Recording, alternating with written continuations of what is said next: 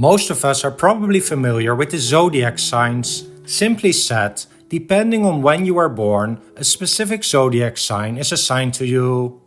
The Western zodiac signs are often known by their Latin names like Aries, Taurus, Gemini, etc. By looking at the night sky and identifying the various constellations related to the zodiac, we can figure out what time of the year it is.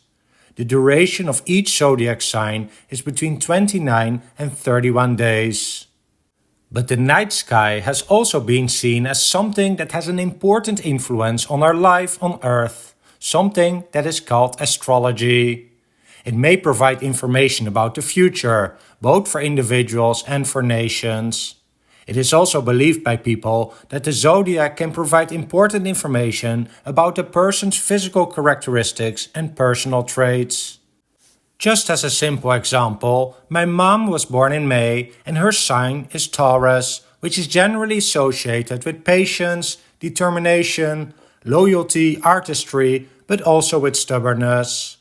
And so when something like the zodiac is important to many people, it becomes a subject for art. And so the zodiac signs have a long tradition in various kinds of arts. Here's a poster from 1897 made by the Art Nouveau artist Alphonse Mucha. He originally designed it as an in-house calendar for the Champenois printing company, but later it was used for various other purposes due to its popularity. The halo shape behind the woman's head shows the 12 zodiac signs, although the first and last ones are a bit harder to see because of the woman's hair. Each sign is represented both by a drawing and a Unicode character. The first one on the bottom left, mostly covered by the hair, is Aries, or Ram in English, representing the period from March 21 till April 19. And to make it easy to remember, Aries starts at the March equinox. It is followed by Taurus, which is a bull, Gemini, which shows twins, Cancer, which is a crab, Leo is a lion, and the sixth sign is Virgo, which shows a virgin. Next come the skills, known as Libra, Scorpio, which is a scorpion, Sagittarius, which is depicted by a centaur archer, Capricorn, a sea goat. The 11th one is Aquarius, represented by a water bearer, and the last one, largely invisible again due to the hair, is Pisces, or the fish, representing the period from February 19 till March 20. Before going into the history of the zodiac and its relation with astrology, I want to explain in simple terms what the zodiac is exactly. So the Earth takes 365 days to turn around the Sun. And while we move around the Sun, we slowly see a different part of space when we look at the night sky. Every 30 days, another constellation becomes dominant in our sky, which are the zodiac signs. As there are more constellations than these 12, the zodiac only makes up a particular surface of space, which is compared to a circular belt. To learn more, there are plenty of real science videos on YouTube explaining this much better.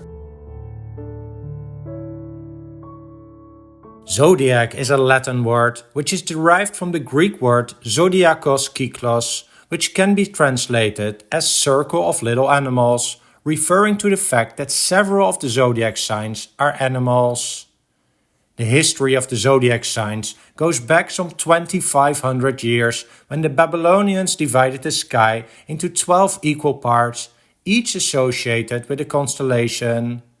And just for reference, there are a total of 88 constellations and 12 of them are associated with the zodiac. The Babylonian ideas were further developed by the Greeks and Romans, and it has become a popular element in many cultures since.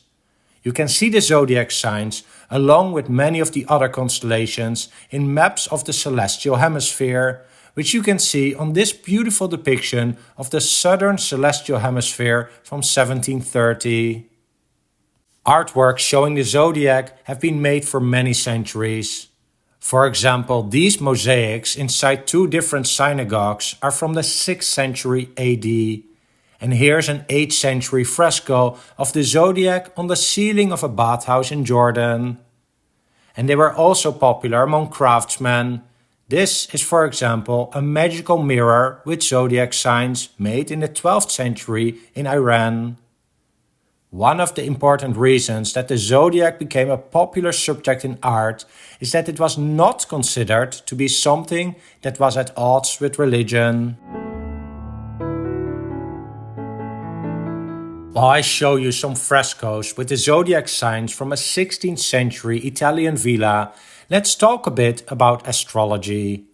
You're probably familiar with a horoscope in a magazine or newspaper, an astrologer's prediction of life based on the sun and the zodiac signs. These can range from pretty serious predictions to silly ones written mostly for entertainment.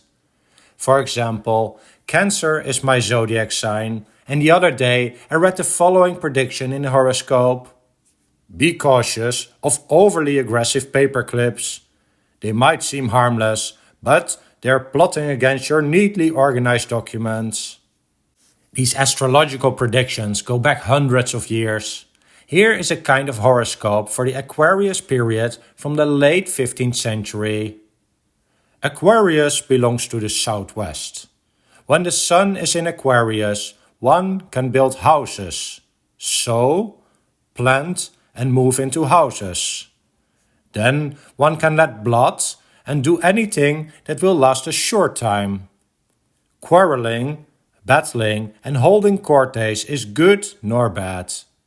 One should not travel a long way. One can buy and sell any cattle or other animals with 4 feet. One can send letters and messengers. It's good to have weddings, but it is bad to practice skills, for they will not provide a livelihood. This was a little introduction on the zodiac signs and how these elements have inspired artists from various crafts over time.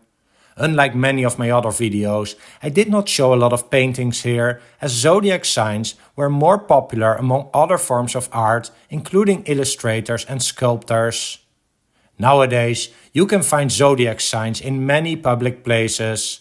So next time you go to a train station, a city hall or just a public square, keep your eyes open to see if you recognize the zodiac signs, whether they are the simplified Unicode characters or full-blown artworks depicting them.